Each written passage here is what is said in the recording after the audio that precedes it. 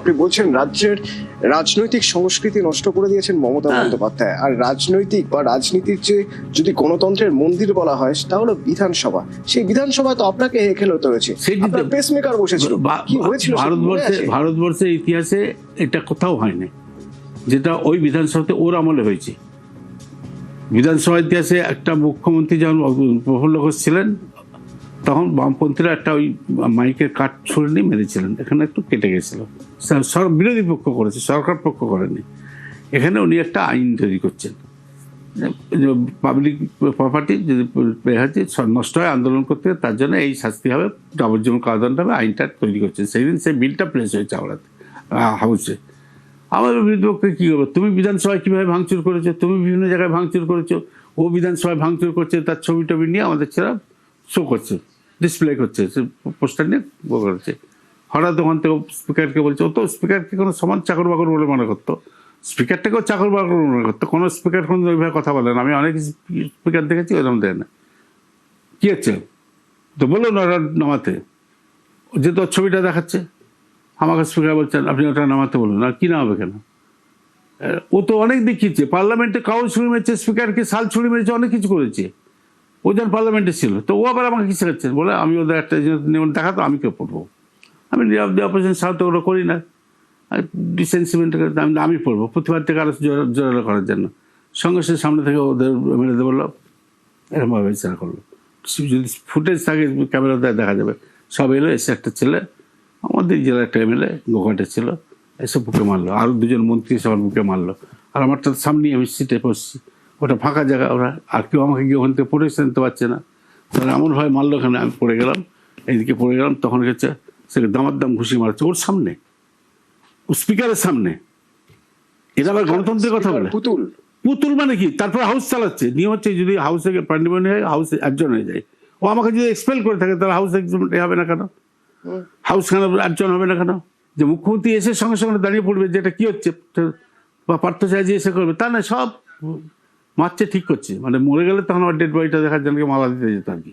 আপনার মনে হয় মমতা বন্দ্যোপাধ্যায় তার কর্মফল ভোগ করছেন এখন? হ্যাঁ, এ ভগবান আছে, উপরওয়ালা আছে, আমি উপরওয়ালা বিশ্বাস করি যে এই পাপের শাস্তি হচ্ছে।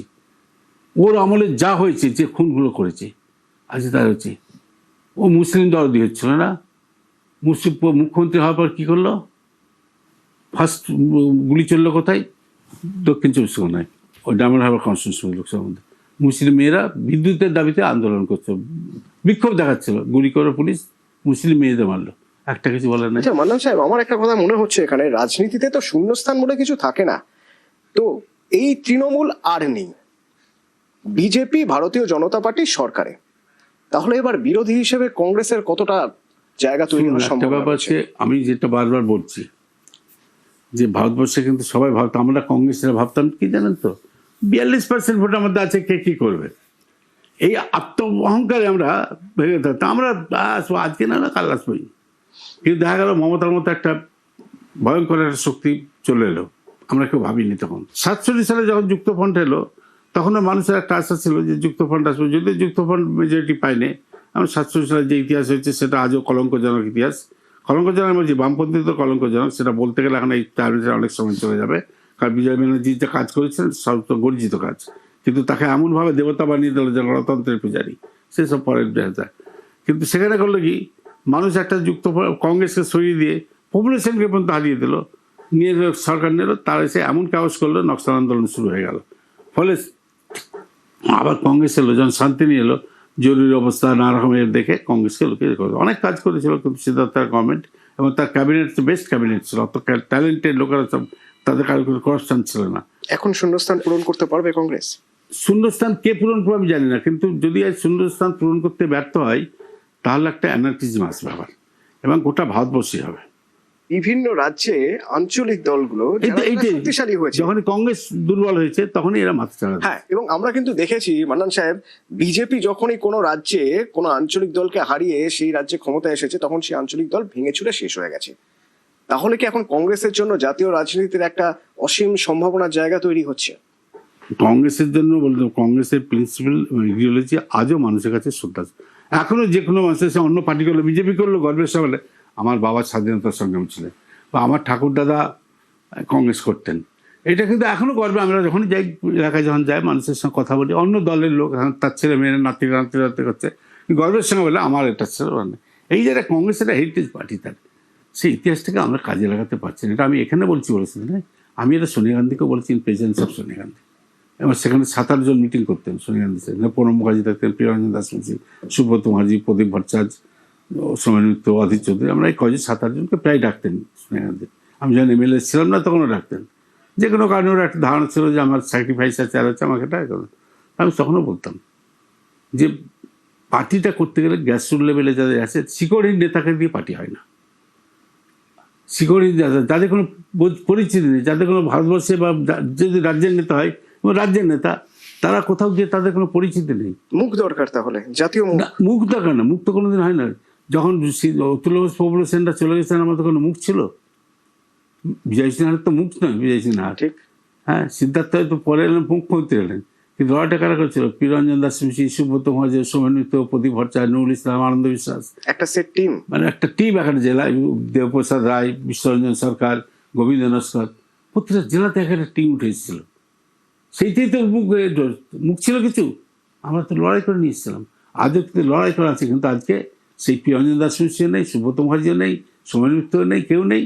আজকে সব হচ্ছে এমন একটা সব ধরো, আমি প্রদেশ কংগ্রেসের অমুক, আমি এআইসিসির অমুক, সব অমুক, পড়া একটা লোক নেই।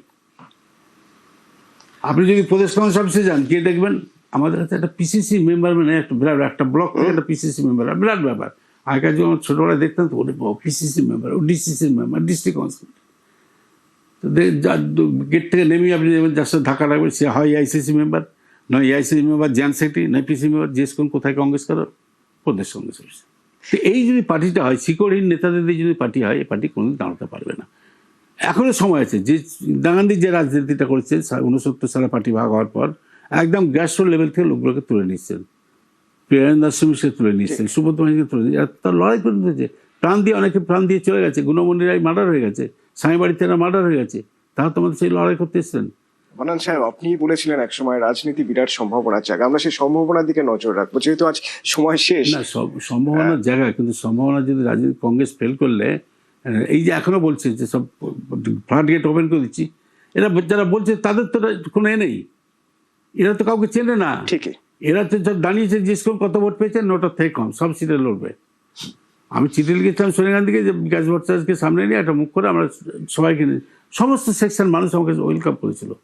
লয়াররা, শিক্ষকরা, যারা লড়াই করছেন, যারা চিটফান্ড সাফারার্স, যারা দিয়ে নিয়ে মাল করছে, সবাই বলছে দাদা আপনি এটা করুন। আমার বাড়িতে গিয়ে দল বাড়িতে গিয়ে বলছে আপনি এটা করতে পারেন, করুন।